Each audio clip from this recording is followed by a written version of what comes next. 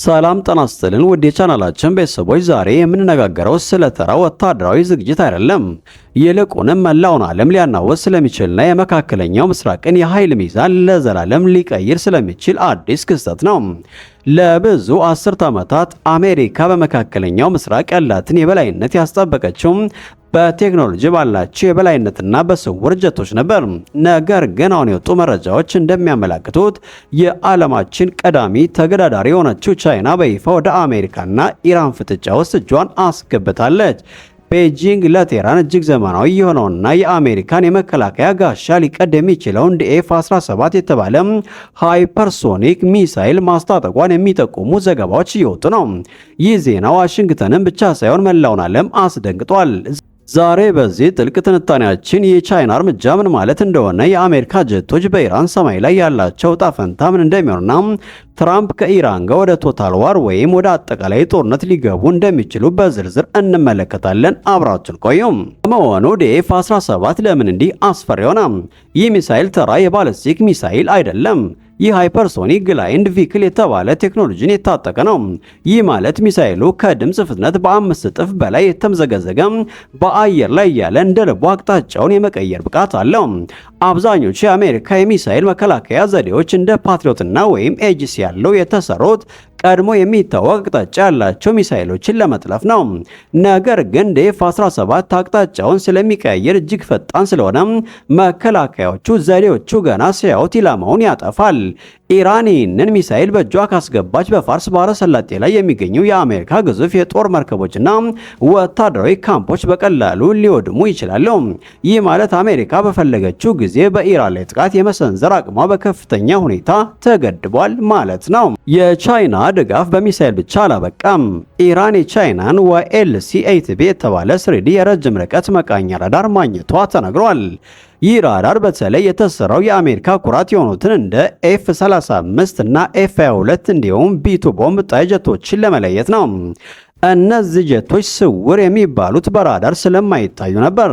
ነገር ግን የቻይናው YLC-8B ራዳር በUHF ባንድ በመጠቀም እነዚህን ስውር ጀቶች ገና ድንበር ሳይሻገሩ የመለየት አቅም አለው።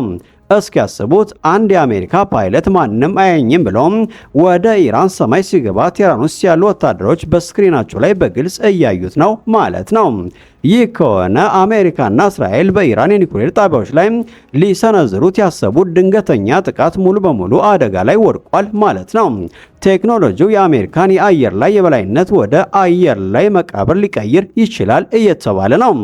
ኢራን ቀድሞውንም በመካከለኛው ምስራቅ ግዙፍ የሚሳኤል ክምችት ያላት ሀገር ናት። ወታደራዊ ተንታኞች እንደሚሉት ኢራን ከ100 በላይ የተለያዩ የባለስቲክ ሚሳኤሎች አሏት። አሁን ግን ይህ ከቻይና የመጣው ቴክኖሎጂ የኢራንን አቅም ሱፐርቻርጅ አድርጎታል። ይህ በእንዲህ እንዳለ በመካከለኛው ምስራቅ ከ40,000 በላይ የአሜሪካ ወታደሮች በከፍተኛ ጥንቃቄ ላይ ይገኛሉ። ቴህራን ለትራምፕ አስተዳደር የመጨረሻ ማስጠንቀቂያ በሚመስል መልኩ መልእክት ልካለች። የኢራን ምክትል የውጭ ጉዳይ ሚኒስትር መጂድ ለቢቢሲ በሰጡት ቃለ መጠይቅ ኢራን ማዕቀቦች ከተነሱላት የኒውክሌር መርሃ ግብሯን ለመቀነስ ዝግጁ መሆኗን ገልጸዋል። ነገር ግን አሜሪካ ማዕቀቡን ካልቀነሰች ኢራን ወደ ቶታል ዋር ወይም ወደ ሙሉ ጦርነት ለመግባት እና አዲሱን የቻይና ቴክኖሎጂ ለመጠቀም እንደማታመነታ ምልክት ሰጥታለች። ይህ ዲፕሎማሲ ወይም ጦርነት የሚል ትልቅ ጥያቄ በትራምፕ ጠረጴዛ ላይ አስቀምጧል። ቻይና ዓለምን በዚህ ሰዓት ኢራንን ለማስታጠቅ ወሰነች። ይህ ጥያቄ የዓለምን ፖለቲካዊ ምስል ይገልጻል። ቤጂንግ አሜሪካን በመካከለኛው ምስራቅ ጦርነት ውስጥ እንድትጠመድ ትፈልጋለች። አሜሪካ በኢራንና በመካከለኛው ምስራቅ ላይ ትኩረቷን ባደረገች ቁጥር ለታይዋንና ለደቡብ ቻይና ባህር የምታወለው ጉልበትና ገንዘብ ይቀንሳል። ይህ ማለት ቻይና ኢራንን እንደ ተኪ ኃይል በመጠቀም አሜሪካንን እያዳከመች ነው ማለት ነው። አሁን የምናየው ግጭት በኢራንና በአሜሪካ መካከል ብቻ ሳይሆን በዋሽንግተንና በቤጂንግ መካከል የሚደረግ የዓለም የበላይነት ሽሚያ አካል ነው። የኢራን ሰማይ የአሜሪካና የቻይና ቴክኖሎጂዎች የሚጋጩበት የጦር አውድማ ሊሆን ይችላል። ዓለም በአሁኑ ወቅት እጅግ አደገኛ በሆነ መስቀለኛ መንገድ ላይ ትገኛለች። የቻይና ሃይፐርሶኒክ ሚሳይሎችና የስውር ጀት መቃኛ ራዳሮች በመካከለኛው ምስራቅ መታየታቸው የጦርነቱን ሕግ ይቀይራል። ትራምፕ ለዚህ አዲስ ፈተና ምን ምላሽ ይሰጡ ይሆን? ማዕቀቡ ይነሳል ወይስ ወደማይቀረው ጦርነት ያመራል? እናንተስ በዚህ ጉዳይ ላይ ምን ትላላችሁ? ቻይና ጣልቃ መግባቷ የዓለምን ጦርነትን ያፋጥኗል ወይስ አሜሪካን ወደ ድርድር ያስገዳታል? የራሳችሁን ግምት በኮሜንት መስጫው ላይ ጻፉልን። የኢራን ጦር አዛዥ ለዶናልድ ትራምፕ የላኩት መልእክት ዓለምን አስደንግጧል። አዛዡ እንደተናገሩት አሜሪካ በኢራን ላይ የምትሰነዝረው ማንኛውም ጥቃት ለትራምፕ የማይረሳ ትምህርት የሚሰጥና የአሜሪካን ለዘመናት የዘለቀ ጉልበተኝነት ለአንዴና ለመጨረሻ ጊዜ የሚገታ ይሆናል ብለዋል። ይህ ተራ ዛቻ አይደለም። ይልቁንም ኢራን ለማንኛውም አይነት ወታደራዊ እርምጃ ዝግጁ መሆኗና የአሜሪካ ከፍተኛ ጫና ወይም ማክሲመም ፕሬዠር ስልት እንደማትፈራና ለዓለም ያሳወቀችበት አጋጣሚ ነው እየተባለ ነው። በትራምፕ አስተዳደር በኩል የሚሰነዘረው የመንግስት ለውጥ ዛቻ በቴህራን በኩል በከፍተኛ ወታደራዊ ዝግጅት እየተመለሰ ይገኛል። ሁኔታውን ይበልጥ ውስብስብ የሚያደርገው ደግሞ የቻይና ጣልቃ ገብነት ነው። ሚዛር ቪዥን የተባለው የቻይና ከፍተኛ የሳተላይት ኩባንያ በአሜሪካ ወታደራዊ ቴክኖሎጂ ላይ ከፍተኛ ጉዳት ሊያደርስ የሚችል መረጃ ይፋ አድርጓል። ኩባንያው ከፍተኛ ጥራት ያላቸውን ምስል በመጠቀም በባህሬንና በዮርዳኖስ የሚገኙ የአሜሪካ ፓትሪዮትና የታድ አየር መከላከያ ስርዓቶችን ትክክለኛ መገኛ አጋልጠዋል። እነዚህ የመከላከያ ስርዓቶች ከኢራን ድንበር በ150 ኪሎ ሜትር ርቀት ላይ ብቻ የሚገኙ ሲሆን ቻይና ይህንን መረጃ ይፋ ማድረጓ ኢራን የአሜሪካን ጋሻዎች ሰብራ እንድትገባ ትልቅ ወታደራዊ ብልጫ ይሰጣታል። አሜሪካ በኳታርና በፋርስ ባህረ ሰላጤ አካባቢ የጦር ሰፈሮቿን እያጠናከረች ባለችበት በዚህ ወቅት ቻይና የኢራን ዓይንና ጋሻ በመሆን የቴክኖሎጂ ድጋፍ እያደረገች መሆኑን በግልጽ አሳይታለች። በዲፕሎማሲው ረገድ ደግሞ ሩሲያ ትልቅ ቦምብ ጥላለች። ፕሬዝዳንት ቪላድሚር ፑቲን ለኢራኑ አቻቸው ለፕሬዝዳንት መስዑድ ፔዜሽኪያን በላኩት መልእክት ሩሲያ ለኢራን ሉዓላዊነትና ደህንነት ሙሉ ድጋፍ እንደምትሰጥ በይፋ አስታውቀዋል። ፑቲን የሁለት ሀገራት ግንኙነት ታሪካዊና ጎረቤታዊ ሲሉ የገለጹት ቢሆንም መልእክቱ ግን ለዋሽንግተን የተላከ ቀይ ማስጠንቀቂያ ነው ተብሏል። ሩሲያ በዩክሬን ጦርነት ውስጥ ባለችበት በዚህ ወቅት በኢራን በኩል ሌላ ግንባር መክፈቷ ለአሜሪካ ወታደራዊ እቅድ አውጪዎች ትልቅ ራስ ምታት ሆኗል።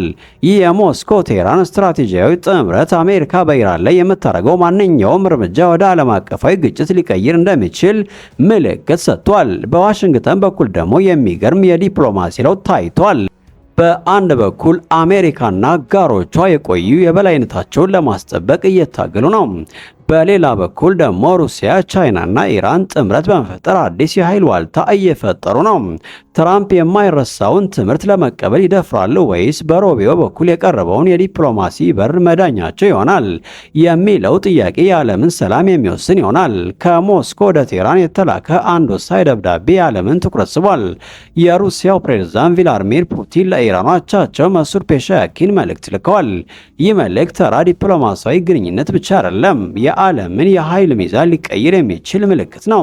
ዛሬ የምንጠይቀው ጥያቄ ሩሲያ በጦርነት ወቅት በይፋ ከኢራን ጎን ለመቆም ወስናለች የሚለው ይሆናል። የዩክሬን ጦርነትና በኢራን ላይ ያለው ጫና እነዚህ ሁለት ቀጠናዊ ሀያላን ሀገራት ወዴትና ወደ አንድ መስመር እንዳመጣቸው እንመለከታለን። ይህ ለአሜሪካ ምን ትርጉም አለው? ሩሲያ በይፋ ከኢራን ጎን መቆሟ አንድ የዓለም ኃይል ብቻ የሚገዛበት ዘመን ማክተሙን የሚያሳይ ምልክት ነው። ይህ አዲስ ስልት ለዋሽንግተን ትልቅ ፈተና ነው። ሩሲያ ለኢራን ቴክኒካዊ ወይም ወታደራዊ ድጋፍ የምትሰጥ ከሆነ መካከለኛው ምስራቅ የሚፈጠር ማንኛውም ግጭት ዋጋ እጅግ ከፍተኛ ይሆናል ማለት ነው። በአንድ በኩል አሜሪካና አጋሮቿ የቆዩ የበላይነታቸውን ለማስጠበቅ እየታገሉ ነው። በሌላ በኩል ደግሞ ሩሲያ፣ ቻይናና ኢራን ጥምረት በመፍጠር አዲስ የኃይል ዋልታ እየፈጠሩ ነው። ትራምፕ የማይረሳውን ትምህርት ለመቀበል ይደፍራሉ ወይስ በሮቢዮ በኩል የቀረበውን የዲፕሎማሲ በር መዳኛቸው ይሆናል የሚለው ጥያቄ የዓለምን ሰላም የሚወስን ይሆናል። ከሞስኮ ወደ ቴህራን የተላከ አንድ ወሳኝ ደብዳቤ የዓለምን ትኩረት ስቧል። የሩሲያው ፕሬዝዳንት ቪላድሚር ፑቲን ለኢራኑ አቻቸው መስዑድ ፔዜሽኪያን መልእክት ልከዋል። ይህ መልእክት ተራ ዲፕሎማሲያዊ ግንኙነት ብቻ አይደለም፣ የዓለምን የኃይል ሚዛን ሊቀይር የሚችል ምልክት ነው። ዛሬ የምንጠይቀው ጥያቄ ሩሲያ በጦርነት ወቅት በይፋ ከኢራን ጎን ለመቆም ወስናለች የሚለው ይሆናል። የዩክሬን ጦርነትና በኢራን ላይ ያለው ጫና እነዚህ ሁለት ቀጠናዊ ሀያላን ሀገራት ወዴትና ወደ አንድ መስመር እንዳመጣቸው እንመለከታለን። ይህ ለአሜሪካ ምን ትርጉም አለው? ሩሲያ በይፋ ከኢራን ጎን መቆሟ አንድ የዓለም ኃይል ብቻ የሚገዛበት ዘመን ማክተሙን የሚያሳይ ምልክት ነው። ይህ አዲስ ስልት ለዋሽንግተን ትልቅ ፈተና ነው። ሩሲያ ለኢራን ቴክኒካዊ ወይም ወታደራዊ ድጋፍ የምትሰጥ ከሆነ መካከለኛው ምስራቅ የሚፈጠር ማንኛውም ግጭት ዋጋ እጅግ ከፍተኛ ይሆናል ማለት ነው። ሰላም ጤና ይስጥልን ውድ የቻናላችን ቤተሰቦች፣ ዛሬ የምንነጋገረው ስለ ተራ ወታደራዊ ዝግጅት አይደለም። ይልቁንም መላውን ዓለም ሊያናውጥ ስለሚችልና የመካከለኛው ምስራቅን የኃይል ሚዛን ለዘላለም ሊቀይር ስለሚችል አዲስ ክስተት ነው። ለብዙ አስርት ዓመታት አሜሪካ በመካከለኛው ምስራቅ ያላትን የበላይነት ያስጠበቀችው በቴክኖሎጂ ባላቸው የበላይነትና በስውር ጀቶች ነበር። ነገር ግን አሁን የወጡ መረጃዎች እንደሚያመላክቱት የዓለማችን ቀዳሚ ተገዳዳሪ የሆነችው ቻይና በይፋ ወደ አሜሪካና ኢራን ፍጥጫ ውስጥ እጇን አስገብታለች።